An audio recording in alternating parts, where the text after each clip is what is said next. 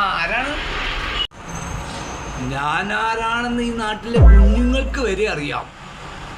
സാധനം എടുക്ക്, സാധനം എടുക്ക്.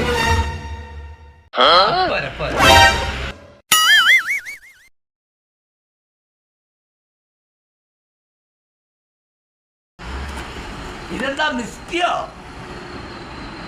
ഇയാളിപ്പം മിക്സി നന്നാക്കാൻ വന്ന ആളല്ലേ? ഞാൻ അത്ര വൃത്തികെട്ട പണിയൊന്നും ചെയ്യാറില്ല.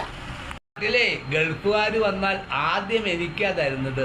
നല്ല കനത്തിലുള്ളത് തരണം, ഇല്ലെങ്കിൽ ഞാൻ കയറി അങ്ങോട്ട് എടുക്കും. നല്ല കനത്തിൽ തന്നെ തരാം. വാ വാ വാ.